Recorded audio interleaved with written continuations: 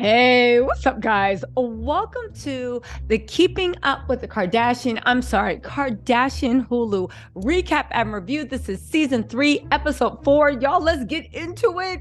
Kim makes a plum fool out of herself in this episode. And baby, I know Kourtney is mad that Kim took her D&G sponsorship. And yeah, that's messed up. But baby, Kim got her karma. When I say this episode opens with Kim just looking so stupid.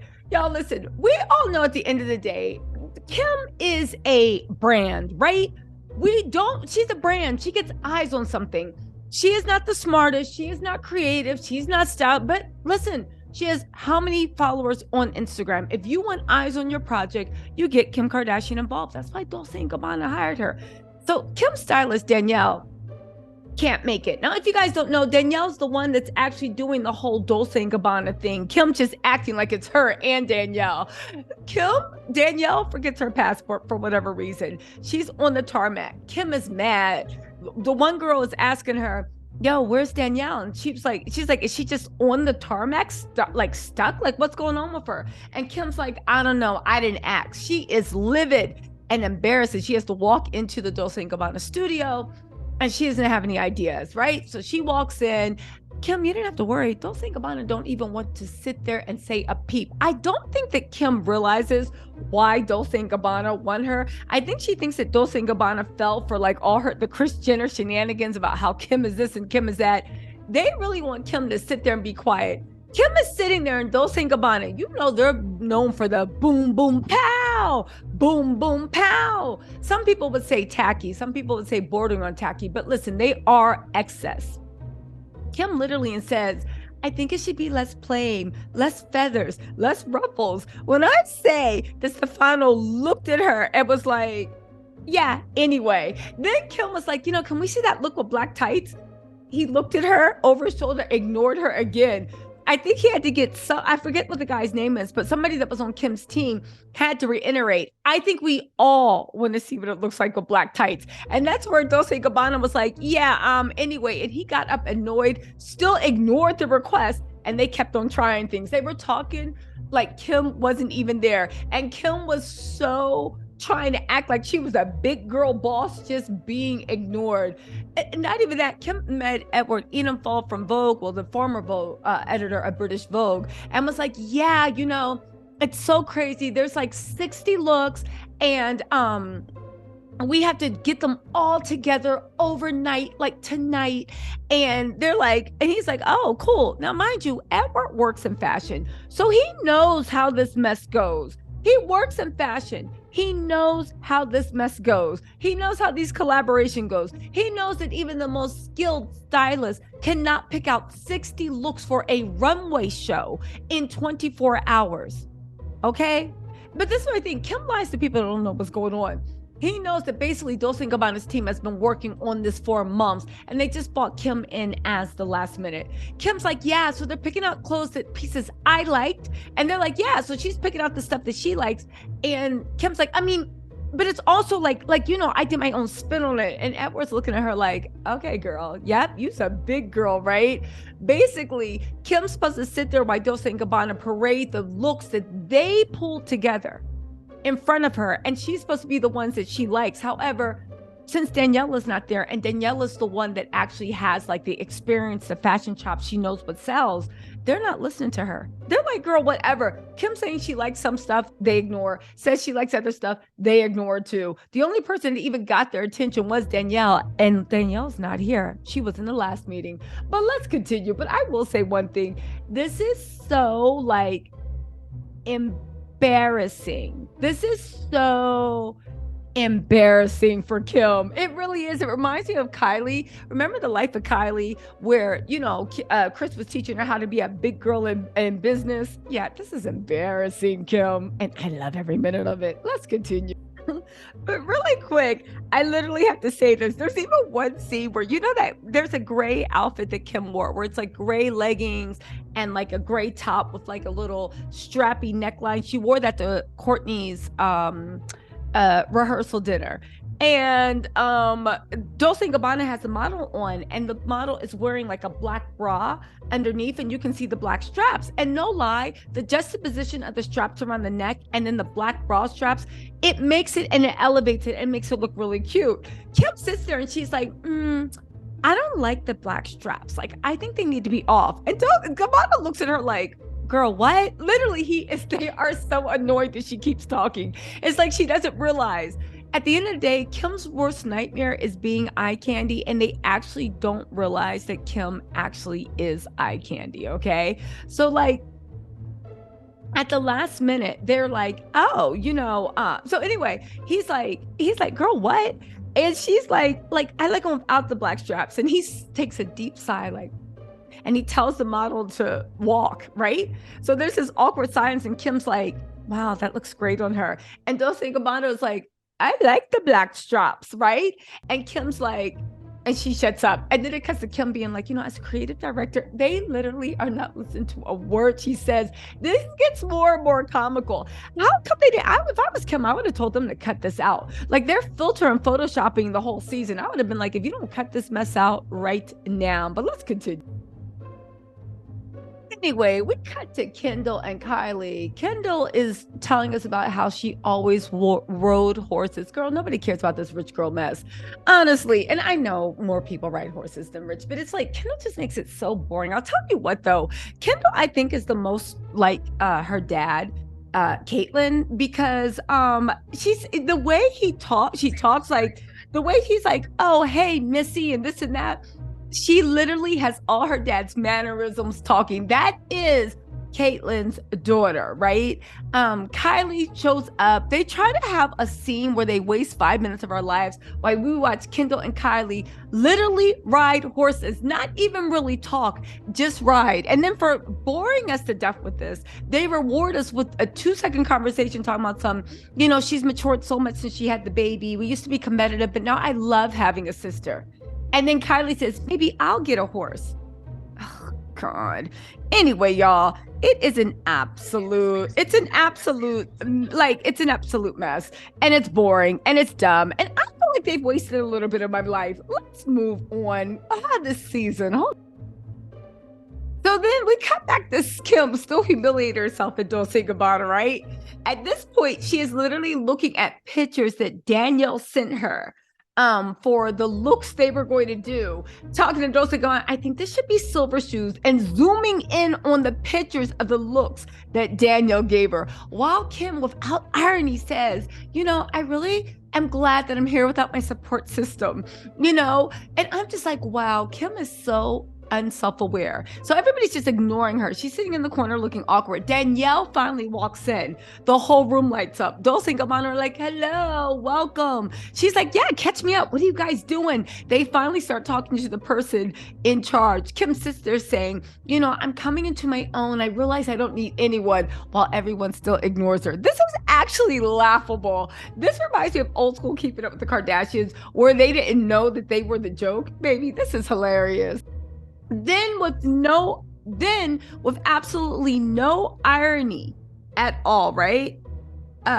With absolutely no irony at all, Kim says, you know what? And it's my time. And she's like, let me try on the looks I picked out for the show. These are her runway looks. Mind you, these are all the looks that Danielle picked out. Mind you, Kim couldn't even move or do anything until Danielle got there. That means Danielle was the one flying with her runway looks. That means that this whole scenario was nothing but an ego stroke. But actually, it's sad for Kim, because Kim wants to be so much more than just a pretty face.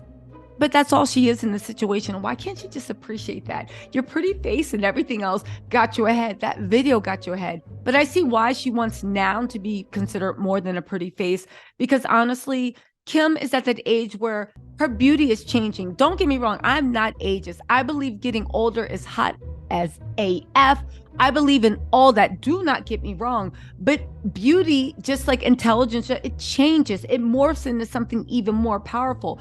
Kim wants to hold on to a beauty that only a 25 to 35-year-old woman possesses. let it go, Kim, and step into your power. But she won't. So that's, anyway, let me just keep going because this gets funnier. Hold on. So we're still at the dress try on with Kim. She's literally literally having existential angst because she wants to wear a black dress. And her stylist tells her no. Kim's like, I love this. I see Danielle's point. And Lala's still like, yeah, no. This is supposed to be your moment establishing yourself as a fashion girly. The dress is pretty, but from a fashion girl, it's very basic. It doesn't say anything. It's such a safe bet. It's not elevating your status. Danielle is trying to tell her, like, no, girl, you should actually go with this dress because it will also it would just set the mood, tone, make them think you did. Kim then has existential angst. I don't know. I'm feeling myself. They're not. And you know, the thing is, though, why she feels insecure, because Kanye's usually behind all this stuff. Could you imagine if Kanye had curated the D&G? What am I saying? Kanye wouldn't have let her take that D&G collection because honestly, why? Which is Kourtney's whole point. Why you got to take everything? You're literally like No Face and Spirited Away. Killing her existential angst. I hope she gets something more important in her life because honestly, yeah, the pictures are cute, but Kim, is it ever really that serious? And why is your ego wrapped up in whether people like the black dress or not? Man, let's go.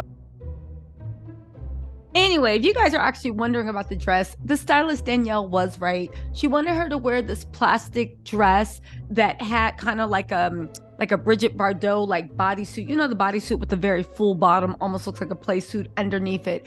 And I see why Danielle wanted to wear it. It really encompassed what the Dolce Gabbana collection is. Dolce Gabbana does like Bridget Bardot, kind of a Sophia Loren, 1960s, Italian, but it's also mixed with the 90s and 2000s, but then the clear plastic, so the dress was clear plastic to the floor, and then you had that play suit underneath. It sounds really simple, but it also, that clear plastic brought it to 2023. So by having those three components, it was the future, the past, Dolce Gabbana times Kim Kardashian. It was a really good look. Instead, she picked up the most basic thing. And Danielle was just looking at her like, oh, God, what a mess. But you know she's not going to get fired for it, but she should have listened to her stylist. That was the look. Anyway, then Kim does this weird thing where she starts telling her friends how she is hooking Khloe up with this guy. That's that fake relationship. We all know at this point, Khloe is still with Tristan, just waiting for him to finish his Mykonos vacation and come back home. That's the one where he had, again, I will always maintain Khloe and Tristan are in an open relationship. Well, it's a one-way open relationship, not both, right?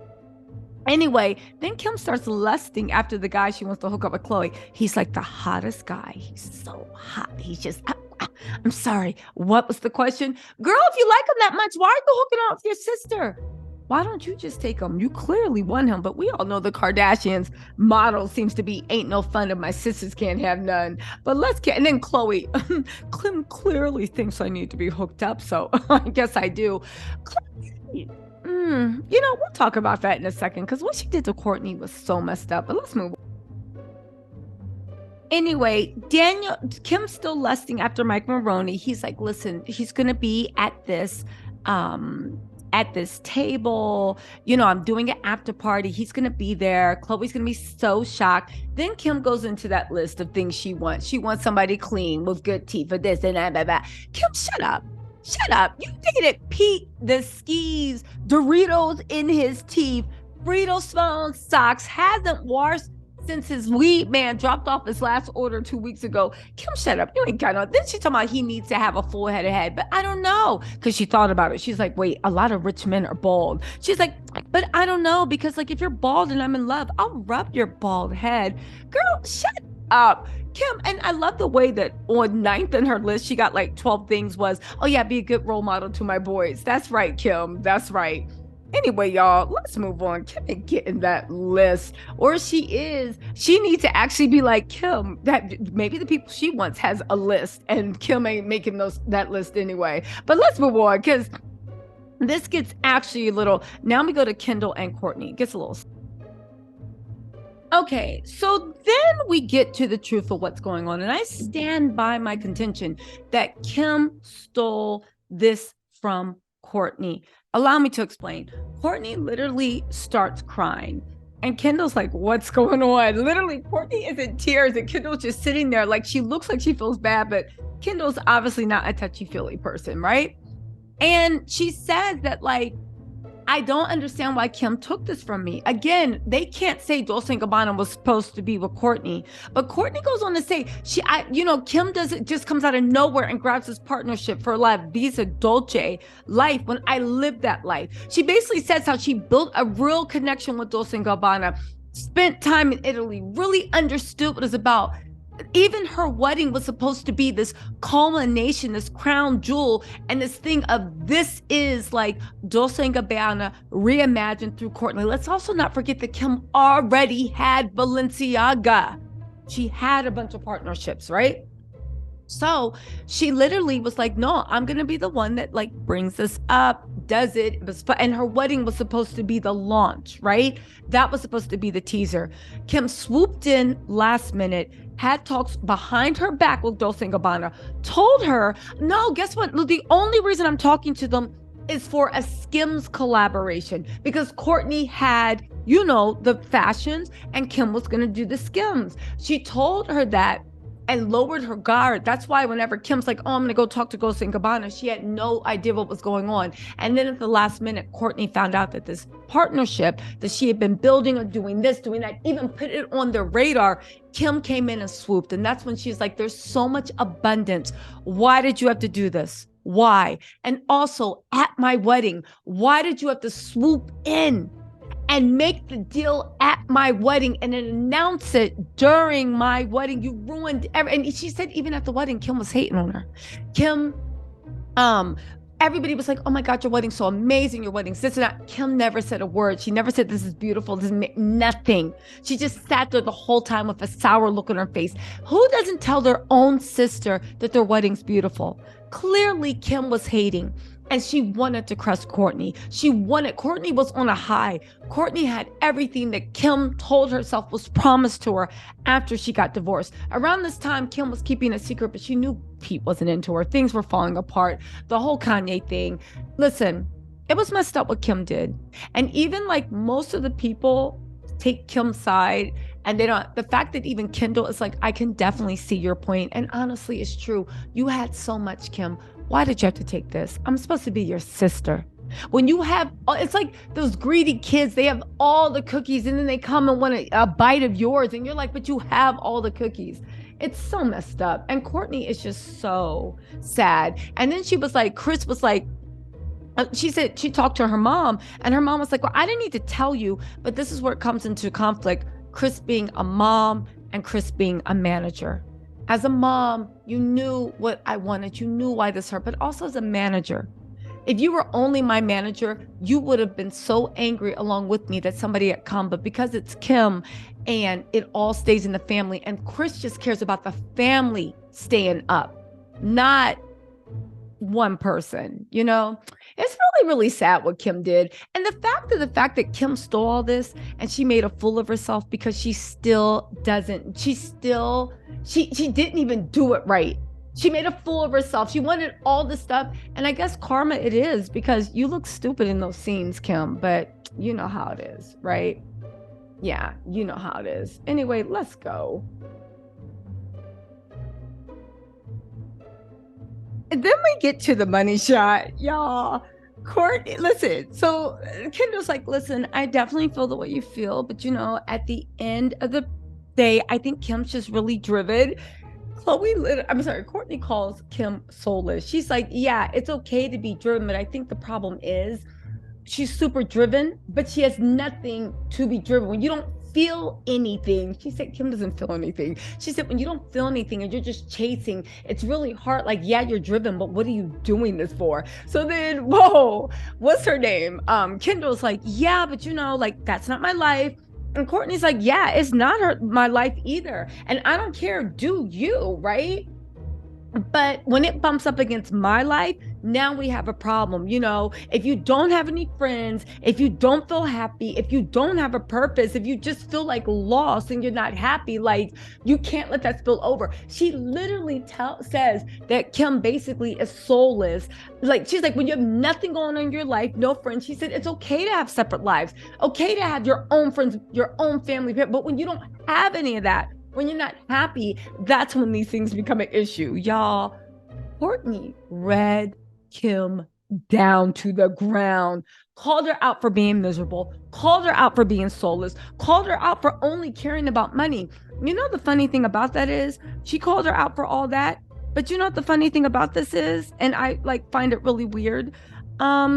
Yeah, and you're raising North. And this is the same complaints everybody has about the way you're raising your daughter. Ooh, jump scared. Let's move on.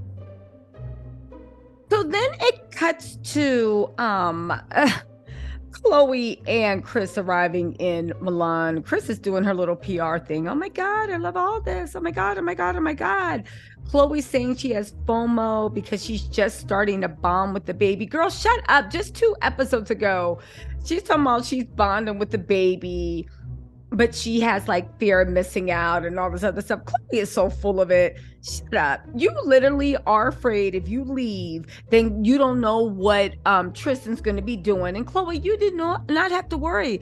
I'll tell you what Tristan's going to be doing. Sleeping with somebody else. Don't worry about it. But it don't matter, babes, because even if you stayed, he's still going to be sleeping with somebody else. You see how that works? Anyway, y'all, let's move on. So anyway, Kris and Khloe are getting their makeup done.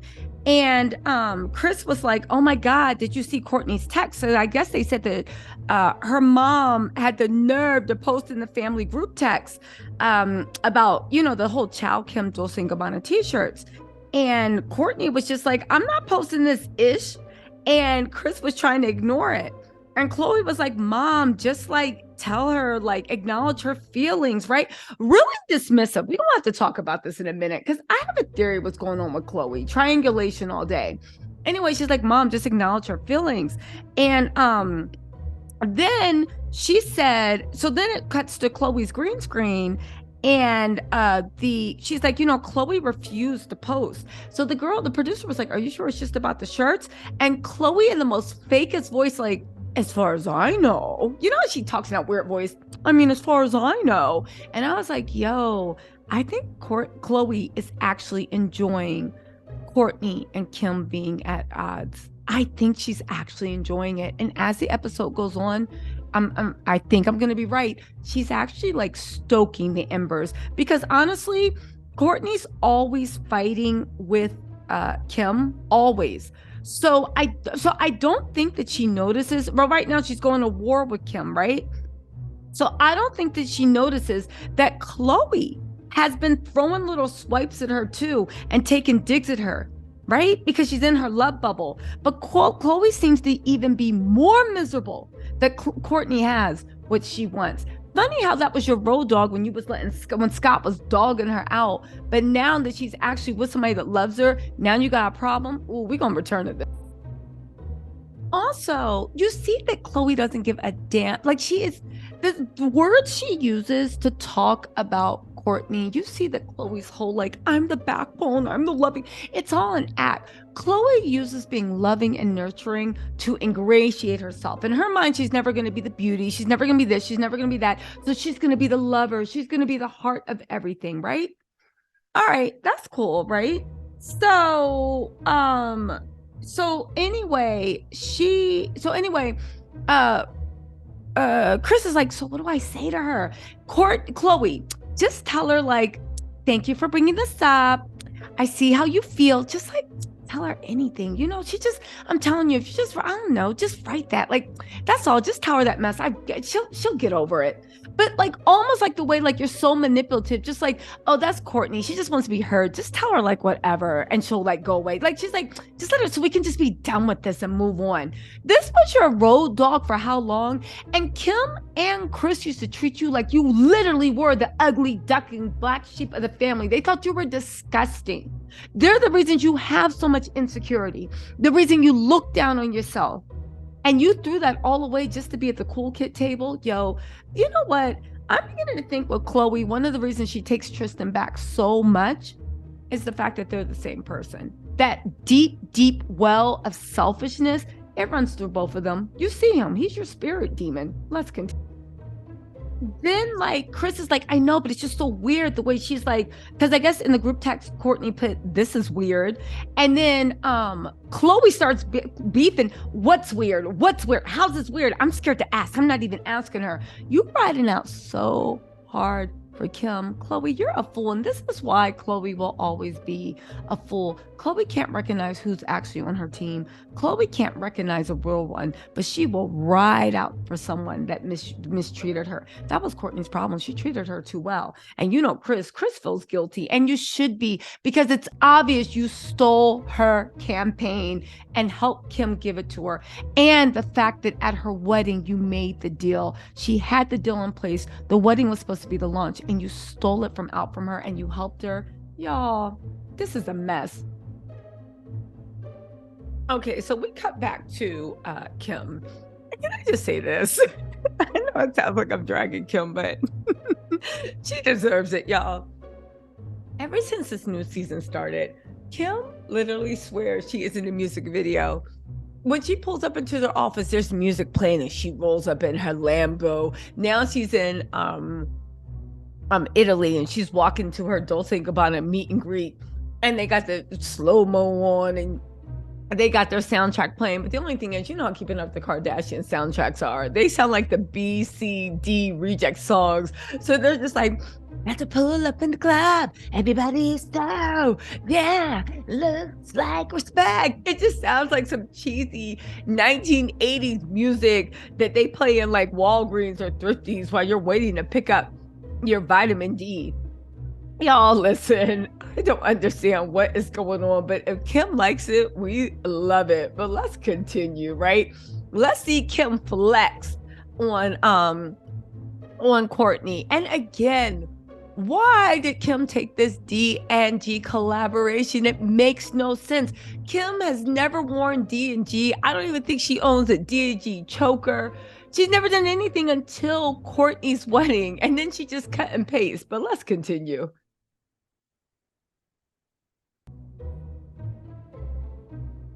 Okay, I spoke too soon. Kim wasn't going to a meet and greet. She was going to a Dolce Gabbana office to make final touches for everything.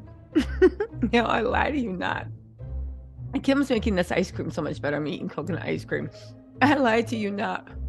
Kim walks in like she is just a boss. Nobody's paying her any mind. They're literally dressing the models, putting jewelry on, all this other stuff. Dolce Gabbana says to Kim, Daniela, and that guy, who's that guy she's with? I forget his name. What do y'all think? Kim literally says, I think one thing less. Kim lives in a movie. I swear to God, I saw that on a movie, like when you don't know what to say, you don't know what to do, but you want to look like you're in charge and make the person insecure. You say, I think one thing less. And that's what Kim said. So when she said, I think one thing less, everybody looked at her like, what? And the guy that's next to her on her team is like, I actually think it's missing something. And Dolce Gabbana's like, yeah, it is. And then Kim's like, maybe a black cross. And then there's a little cutaway that looks like Jim Halpert talking from The Office. I shit you not. There, you see them in the background still working, and Kim's up front. It looks like an Office outtake talking about some. I think the most important thing is that I have my confidence and I found my voice. Girl, you are supposed to be pretending to be creative director. This is not the time. Y'all, this was the worst thing that Kim ever could have did, because prior to this, I kind of thought maybe she had some creative input or control with not Dolce Gabbana, with Balenciaga. Maybe this Dolce Gabbana campaign has left no doubt. Kim is not even a puppet, because puppets know they're puppets. Kim is just like the emperor has no clothes or doesn't know how to put them together. All right, so what's next? Let's see. Okay, so the funniest thing is, at the end of this, Dolce Gabbana sits down at a green screen. Well, before that, Kim's like, I feel like if it was anyone else, I would have just like, you know, kept my mouth shut and not said anything. When I'm finally finding my voice. Cut to after all this stuff. Now, mind you, they personally picked out and curated 60 outfits down to the accessories. Kim is just picking the 60 she likes. A model walks by and she's like, that's the only look I didn't like. And he's like, yeah, sure, we don't have to use that. So then later on, Kim's like, maybe a silver boot like this. And he's like, yeah, sure, we can put a silver boot on it. Then in a different look, she's like, maybe we should put sunglasses on this. And he's like, yeah, sure. And he's looking at the corner of his eye like, oh my God, why didn't I go with Kourtney? Which when you think about it, it just occurred. Oh, so then Dolce Gabbana, this is the biggest drag, was like, you know, a lot of people, they have friends, they have friends, so much. No, they have views, they have views, there's so much, you know. But you know, and the fashion come and go, but Kim, you know, but the important thing is that you have a point of view, and Kim, she has a point of view. And I said, that's the most you could say for your director of fashion, that she has a point of view. How embarrassing for Kim. Anyway, you know, it just occurred to me that's actually really messed up. You know, one time Dolce Gabbana called the Kardashians the cheapest family ever. They hated them. Kourtney spent 5 years building a relationship with them, only for Kim to come and swoop it away. I mean, I guess you could say she's mad at Dolce Gabbana, but at the end of the day, Dolce Gabbana is just thinking about business. I would actually be mad at my sister, because that's who I think owes me something. You know what I mean?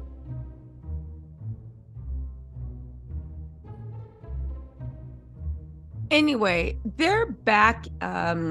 Who is it? Kris and Khloe, that instigator, shows up. Khloe is a real hater, and she's a triangulator.